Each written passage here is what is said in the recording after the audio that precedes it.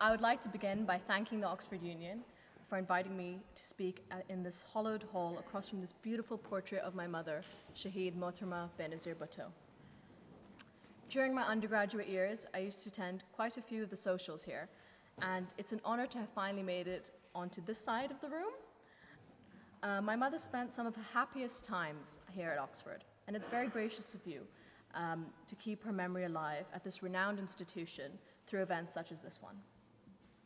I would like to also thank Auntie Victoria for coming here today and taking time out of her busy schedule. I would like to thank my friends and family who have come here to support me, and Saria for the book she has just launched. I come to speak today not as a worker of a political party, but as a daughter. My mother did not have the easiest of lives. Her time here was perhaps the last phase of her life where she wasn't burdened by an intense and painful struggle for democracy. My siblings and I grew up predominantly in exile, away from Pakistan, a country that, though I have spent a few years in, is where I consider and have always considered my home. My relationship with Pakistan is a bittersweet one. It's a land that has taken my grandfather, my uncles, my mother, and my grandmother. It's also taken the lives of countless of my fellow party workers. But while Pakistan has taken so much from my family, it has also given us so much. My grandfather, Shaheed Zulfikar Ali Bhutto, in his death cell wrote frequently to my mother. I'd like to read an extract from one of his many letters that I believe sums up our experience of Pakistan perfectly. He wrote, "What gift can I give you out of the cell out of which my hand cannot pass? I give you the hand of the people. What celebration can I hold for you? I give you the celebration of a celebrated memory and a celebrated name. You are the heir to an inheritor of the most ancient civilization.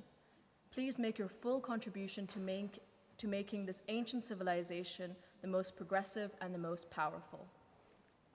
By progressive and powerful, I do not mean the most dreaded. A dreaded society is not a civilized society. The most progressive and powerful society in the civilized sense is a society which has recognized its ethos and comes to terms with the past and the present, with religion and science, with modernism and mysticism, with materialism and spirituality, a society free of tension, a society rich in culture. The Benazir Bhutto I knew, quite obviously, was a different Benazir Bhutto to the one the people of Pakistan and the people of the world knew. She was always Mama. She was never Madam Prime Minister or the leader of the largest political party in Pakistan or the first female Prime Minister of the Muslim world. The pressure of her struggle for democracy was always alive in her conscience, and she devoted her life to this political struggle. But yet she never once made my siblings and I feel neglected.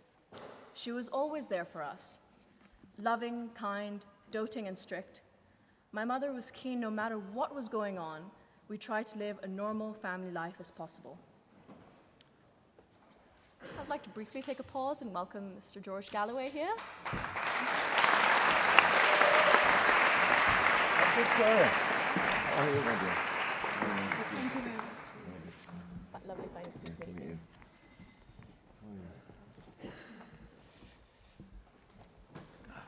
I'll give you the summary later. Yeah. As I was saying, one would think that living in exile and with my father in prison on politically motivated charges, that would be impossible to live a normal life. But nothing would get in my mother's way once she put her mind to it. While we were living in exile, no matter what was going on in world affairs, on 7 p.m. on weekdays, we always had to sit down for dinner time. My mother would sit with us and ask us about our days, whether our homework was finished, something I could rarely answer in the affirmative, what we had learned at school, who our friends were, all the questions any caring and attentive parent would ask. However, regularly punctuating our moments of normalcy were the real-world problems that came with running the largest political party of a country that was trying to topple a dictatorship. I was always in awe of my mother. She was brave, strong, independent, and remarkably intelligent. She was adored by millions of children and millions around Pakistan. And we had to understand as her children that we couldn't keep her to ourselves. Although I tried, I had to share my mother with the millions of Pakistanis who desired to see a peaceful, prosperous, and progressive Pakistan. Education was the most important thing to her. She always said that people could strip you of your wealth, your freedom, your dignity, but no one could strip you of your education. My mother also always ensured that we got the best education. She strived for the same for each and every daughter of Pakistan and son, daughter and son of Pakistan. She believed that the children of Pakistan deserved better, and she made investments in their education, nutrition, and healthcare, a priority made by both her governments. During her governments, primary schools were built across Pakistan in an attempt to ensure that every child, regardless of caste, creed, ethnicity, or social status, had the access to education, the most basic of human rights. One of the most successful programs she began was the health program, which employed thousands of lady health workers to reach out to rural women. The Lady Health Worker program trained women in basic health care, traveling from village to village, assisting with prenatal and postnatal care, and helping administer vaccinations to children. It was the last of these which piqued my interest, because I was the first child to be given the oral polio vaccination under the government's program in Pakistan. This always stayed with me. When I was a bit older, I was asked by the United Nations to become their ambassador for polio eradication. This was an opportunity for me to continue my mother's mission to eradicate this preventable disease. As the ambassador for polio eradication, I took it upon myself to work with every level of government and bureaucracy to ensure unwavering commitment to the eradication of polio. After years of meeting and speaking to countless workers and victims of this disease, there's a short story that I would like to share with you all today.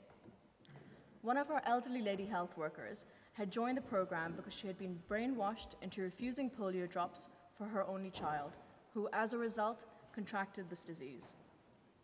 Since then, she has been part of the Lady Health Worker program because she wanted to spare other mothers and children from going through the same untold hardship that her family had to go through. She now goes door to door campaigning, regardless of the religious stigma and countless terrorist attacks on her fellow workers. In an ideal world, no mother should have to go through what she had gone through. But this is not an ideal world. In Pakistan, polio is on the rise. Terrorists have deemed polio drops a Western, un-Islamic drug that is a mass conspiracy to cause infertility. In the last government, and with the support of the international community, we began to make serious headway in tackling this disease, and we were getting closer and closer to eradicating polio once and for all. Countless obstacles still stand in our path, but I'm clear on my mother's mission, and so are the countless polio workers risking their lives every day in Pakistan. They are committed to a polio-free Pakistan. I am committed to a polio-free Pakistan. My mother's passion lives on through me, and I will not give up on them just as she didn't. The people who resent me and my cause do so because I'm a woman, I'm young, and I'm a Bhutto. Well, the simple answer is, it doesn't matter that I'm a woman, it doesn't matter that I'm young, and it's a matter of pride that I'm a Bhutto. Beautiful.